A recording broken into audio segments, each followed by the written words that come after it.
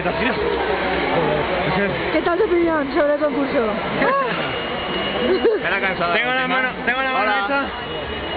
La primera vez, Yo creía ¿no? que la segunda era más fácil y sin embargo... Primera vez. ¿Y tú, qué tal te has visto? Muy bien, ¿no?